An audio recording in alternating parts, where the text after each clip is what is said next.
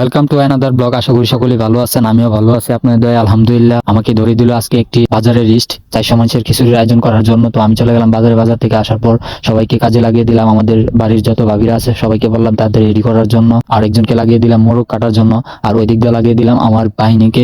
তাদেরকে বললাম তার প্লেটগুলো তাড়াতাড়ি ধোয়ার জন্য, নাহলে খাবার দিব না। তারপর চলে আসলো বাবুর্চি এসে বসিয়ে দিল ডিস্কি, ভেতরে দিয়ে দিল পেঁয়াজ তেল, তারপর দিয়ে দিল মাংস দেওয়ার কিছুক্ষণ পর দিয়ে দিল অনেকগুলো সবজি দেওয়ার পর এটাকে মিক্স করার জন্য অনেকক্ষণ যাবত নাড়াচাড়া করার পর দিয়ে দিল একটি সিক্রেট মশলা, যেটা না দিলে স্বাদ নাই হবে। সিক্রেট মশলাটি দিয়ে যখন মিক্স করা হয়েছে দেখেন কত সুন্দর একটি কালার আসছে। আমার তো ইচ্ছে করছিল এটি খাওয়ার জন্য, তখন আনোয়ার ভাই বলে অপেক্ষার ফল নাকি ভালো হয়।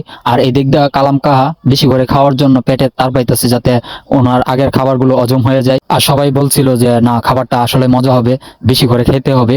তারপর দিয়ে দিল আবার বুট ডাল দেওয়ার পর অনেকক্ষণ নাড়াচাড়া করার পর দিয়ে দিল মসুরি ডাল দেওয়ার পর 1 ঘন্টা যাবত এটাকে ডেকে রাখবে। আর যার কথা না বললেই নয়, এই হলো আমাদের বাবুর্চি বধু দাদা। আমাদের এলাকার সবাই ওনাকে চিনে, ওনার খাবার খেয়ে সবাই প্রশংসা করে, প্রায় বিভিন্ন অনুষ্ঠানে তিনি রান্না করে থাকেন। যাই হোক, এই দিক দিয়ে আমাদের খাবার হয়ে গেছে, সবাই খাওয়া দাওয়া করতেছে আর বলতেছে যে না, অনেক সুস্বাদু হয়েছে।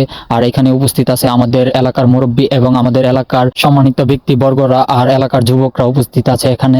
আর মূলত এই খাবারটি আয়োজন করা হয়েছে আমাদের ভৈরবের সার্বজনীন নাগরিক ঐক্য পরিষদ জামালপুরের পক্ষ থেকে। তো এই সংগঠনটি হলো আসলে অরাজনৈতিক এবং এই সংগঠনের মূল উদ্দেশ্য হলো মাদক বিরোধী এবং অসামাজিক কাজ প্রতিরোধ করা এবং অসহায়দের পাশে দাঁড়ানো, সকল মানবিক কাজ করা। আর আজকের খাবার স্পন্সর করেছেন বিসমিল্লাহ মোটরস, মোহাম্মদ মুশারফ আলম এবং হ্যাপি ফুটওয়ার জনাব হাজী শাহজাহান মেম্বার। তাদেরকে অসংখ্য ধন্যবাদ জানাই সবার পক্ষ থেকে।